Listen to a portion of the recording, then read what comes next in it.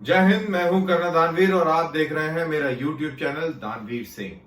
अभी अभी बहुत ही खौफनाक खबर आई है और वो खबर ये है कि काबुल इंटरनेशनल एयरपोर्ट पर, हामिद कारजाई इंटरनेशनल एयरपोर्ट के ऊपर एक आत्मघाती हमला हुआ है जिसके अंदर बहुत सारे लोग मारे गए हैं। कहा जा रहा है कि 15 लोगों ने अपनी जानें गंवाई हैं। यह आंकड़ा और भी बढ़ सकता है क्योंकि अभी आधिकारिक तौर पर इन इन आंकड़ों की पुष्टि करने के लिए कोई भी मौजूद नहीं है। इसी दौरान आईएस खुरसान ने इस हमले की जिम्मेवारी ली है। आईएस खुरसान क्या है, ये क्यों इसने हमला किया, इसके ऊपर हम बात करेंगे और हम ये भी बात करेंगे कि ये क्यों हुआ, इसके पीछे क्या और कारण है। आईएस खुरसान तो अपनी जगह पर है, बट इसके अलावा और क्या कारण है और इसका आगे क्या इंपैक्ट होगा और ये किस दिशा की ओर ये संकेत दे रहा है। तो सबसे पहली बात कि ये आईएस खुरसान ने ये हमला क्यों किया, मैं आपको ये बता दूं कि आईएस के मुताबिक तालिबान अमेरिकी पिट्ठू है। वो तालिबान को इस्लामिक संगठन मानता ही नहीं है।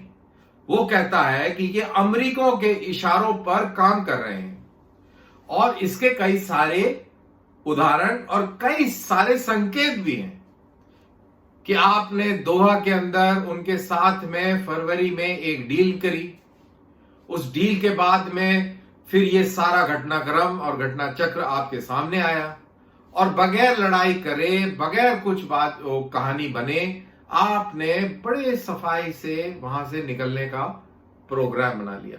इतनी सफाई से कि आप बगराम से जब आप भगे, आपने अफगान आर्मी को, अफगान सरकार को भी नहीं बताना उचित समझा। ये वो सरकार और वो फौज थी जो फौज आपने खड़ी करी और वो सरकार जिसके साथ आप 20 साल से काम कर रहे थे, आपने उसको बताना अहम नहीं समझा और आप वहां से कट लिए। तो शक लाजमी है। आईएस का जो शक है वो लाजमी है। फिर 2 दिन पहले आपके सीआईए के प्रमुख वहां पे जाके मिल के आए हैं। क्या बातें करके आए हैं भैया, क्या कार्रवाई करके आए हैं। तो शक गहराता जाता है और इसी शक के चलते और जो उनकी आइडियोलॉजी है, उन्होंने हमला कर दिया। अब हमला कैसे किया ये भी बड़ा इंटरेस्टिंग है। हमला उन्होंने दो बम धमाके करे और उसके बीच में गन फायर भी किया।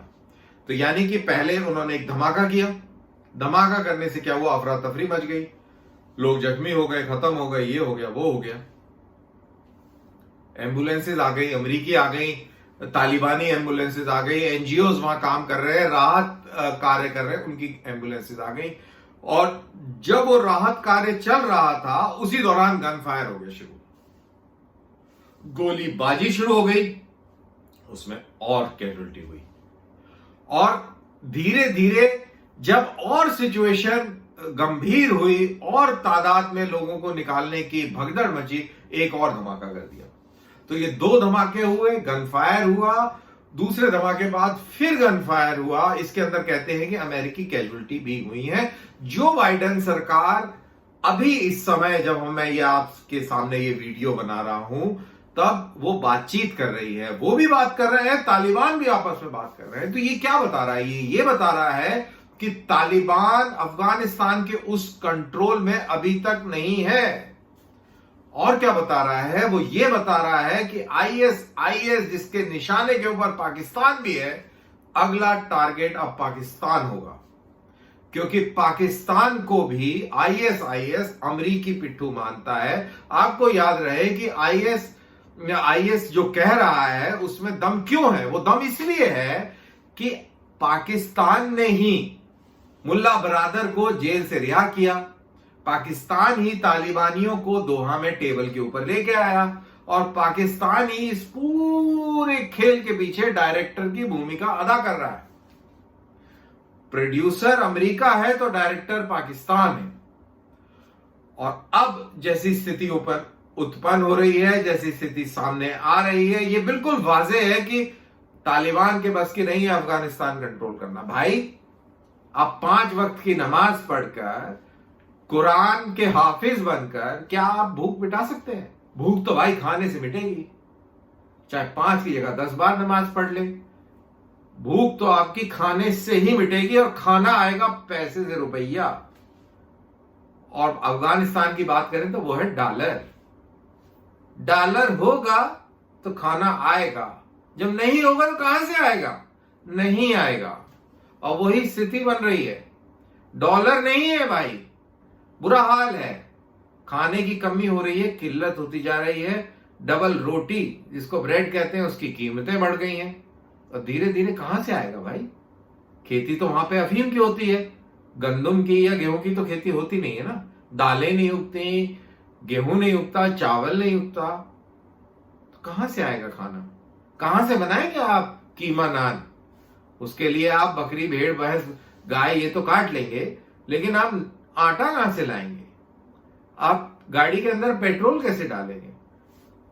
इसको जलाने के लिए ईंधन कहां से लाएंगे? वहां पर तो लकड़ी भी नहीं है अफगानिस्तान में। बिल्कुल बैरन इलाका है, बंजर इलाका है, वहां पर कैसे करेंगे आप? तो कहां से ये सब करेंगे? कहां से लोगों के पेट पालेंगे भाई?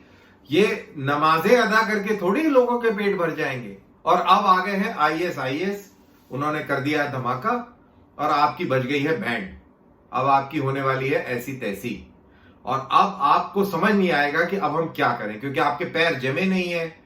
पंशीर में अमरुल्ला साले अपनी कहानी कह रहे हैं, अहमद शाह मसूद के लड़के अहमद मसूद वो अपनी रेजिस्टेंस तैयार करे हुए हैं, वो अलग आपको आंख दिखा रहे हैं। आप उनसे सीज फायर करने की बात कर रहे हैं, फायर हुआ नहीं लेकिन सीज फायर की बात कर रहे हैं। तो ये बड़ी सिचुएशन दिलचस्प बनती जा रही है बॉस। पाकिस्तानी पत्रकार सब अफगानिस्तान पहुंचे हुए हैं बगैर पासपोर्ट, बगैर वीजा के। अपना ही तो इलाका है पिछवाड़े का, वहां जाए कभी भी चले जाएंगे, हमारे ही तो हैं। इनको हमने ही तो पेशावर में नान खिलाए, बोटियां खिलाई। हमारे पैसे और हमारे खाने पे ही तो ये साले मोटे हुए हैं।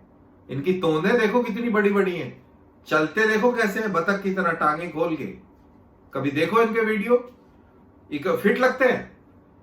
आप जाए इनके गाल पे एक चांटा मारे और भाग लेंगे, आपको पकड़ नहीं पाएंगे। इनकी डील डॉल कितना अनफिट है। और ये ऐसे लोग ये अफगानिस्तान चलाएंगे। अफगानिस्तान आप खौफ से चला सकते हैं, किसी आदमी को खौफ दिखा दें, गोली चला दें, मार दें, सबके सामने आप किसी को टांग दें, तो आप खौफ पैदा कर सकते हैं। और आप उसी खौफ के चलते अफगानिस्तान चलाने के ख्वाब देख रहे हैं। लेकिन आपको ये नहीं मालूम है कि आपने ट्रेनिंग जरूर, आपने आईएसआई ने आपको ट्रेनिंग दी होगी पेशावर और कोयटा में, लेकिन ये अफगानी है। इनकी ट्रेनिंग कुदरत ने दी है, अल्लाह मियां ने दी है इनको। ये आपको छोड़ेंगे नहीं। और ये अभी से ही पाकिस्तानियों से नफरत करने लग गए हैं। लोगों से बात करें, हम तो करते हैं ना, हम तो वहां के लोगों से बात करते हैं, उनसे जानकारी हासिल करते हैं, उनसे बहुत सारी बातें करते हैं, और सबके दिलो दिमाग में पाकिस्तान के खिलाफ नफरत है। और ये नफरत महंगी पड़ेगी दोस्तों। इमरान भैया बहुत मुश्किल हो जाएगा, ध्यान रखिएगा। इसी के साथ ये वीडियो होता है खत्म, फिर मुलाकात होगी।